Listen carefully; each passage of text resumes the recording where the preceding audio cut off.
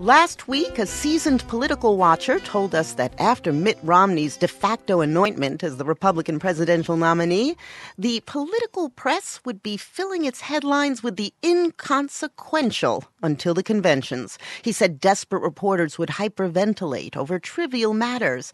And then Vice President Joe Biden told Meet the Press that he had no problem with same-sex marriage, which pushed the president to move up his own evolution on the issue, to wit. It is important for me to go ahead and affirm that I think same-sex couples should be able to get married. Get ready. The 2012 presidential race just changed, maybe dramatically. Give him credit for taking the risk. Many politicians duck from risk. Potentially watershed moment as President Obama comes out formally, publicly, enthusiastically in support of gay marriage. Saying that marriage was between a man and a woman. Now he is saying just the opposite. So this is a reversal shift. It's going to change this campaign, perhaps for the better, for the worse. The Fox Nation website, affiliated with the Fox News Channel, declared in a banner headline, "Obama flip-flops, declares war on marriage." About an hour later, it retreated a little, asserting only that, quote, "Obama flip-flops on gay marriage." Now, that was a little puzzling. The rhetoric toned down. Alex Koppelman, associate news editor of the New Yorker's website, had an explanation. It's important, first of all, to understand Fox Nation's headline writing. If Obama brought Betty Ford to the White House, the headline would be, "Obama brings druggie to White House." It's so over the top and essentially red meat. So when they change that, it says something about what they think the reaction to Obama's announcement will be. It says they think that it's not going to just be red meat, that it is going to be more nuanced, and so they had to deal with it. And they tamped it down because the Republican reaction was pretty muted. You wrote that the Republicans had basically two options for reacting. What were they? One is you fight Obama on the merits. You say, this is wrong, marriage is between a man and a woman, the president is an extremist. That's what you do if you think you win the argument on the issue. There are other options to come at this from a tactical perspective. So you call him a flip-flopper. You say he's doing this as a distraction. You say that we should be talking about jobs. That's the sort of thing that's going on right now. For example, what John Boehner did when he went on Fox Business to respond. He did say, well, I believe marriage is between a man and a woman. But what he immediately then said is, but this is a distraction. The American people want us to focus on jobs and they want us to focus on the economy, and we should get off of this topic. When you've got North Carolina voting to seal the door against gay marriage by changing its constitution, why do they want to use the distraction argument, the tactics argument, rather than spend all their time on marriages just between a man and a woman? The North Carolina vote is getting a lot of attention, and deservedly so, but let's remember that is a very small percentage of the electorate compared to how many people are going to come out and vote in November. That may be, but why bother to take evasive measures if you aren't going to lose voters by making a direct attack on the issue?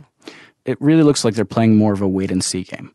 It could be that polling numbers come out and the president's getting killed. And if so, I would expect to see their strategy change. But the Republicans have sort of already used all their weapons on same-sex marriage. Because his position has evolved only to a certain point, he says he personally favors same-sex marriage, but he also says he wants it left to the states. It's not like he's pushing out a federal amendment. You don't really have something to organize around as much.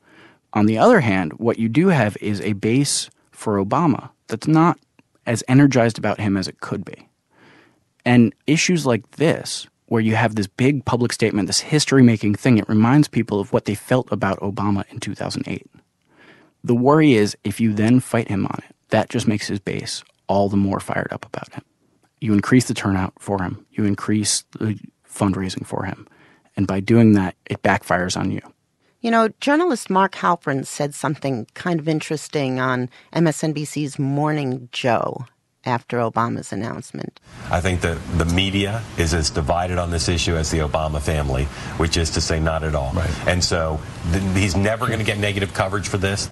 If you look back to the coverage of slavery, you found different news organizations slowly over time changing their position from one of even-handedness to one of advocacy because the moral issue seemed so plain. Do you see that in this case?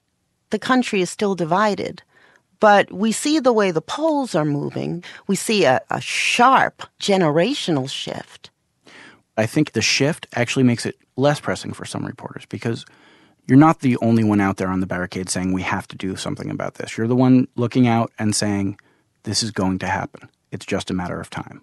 And so it feels, I think, a little less pressing. We've got people paying attention to bullying in schools. We've got people paying attention to hate crimes. We've got the President of the United States on national TV saying, I support same-sex marriage. And so I think the urgency of the issue for some reporters has died down.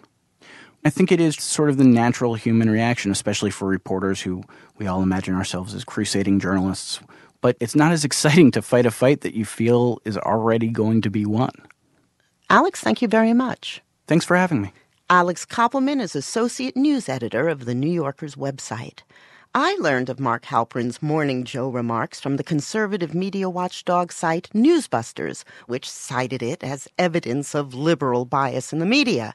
Newsbusters also posted the edited remarks of Shep Smith of Fox News to drive the point home. President of the United States now in the 21st century. And what I'm most curious about is whether it's your belief that in this time of rising debts and all the rest, if Republicans would go out on a limb and try to make this a campaign issue while sitting very firmly, without much question, on the wrong side of history on it. Shades of segregation and states' rights and the whole thing playing itself out all over again, isn't it?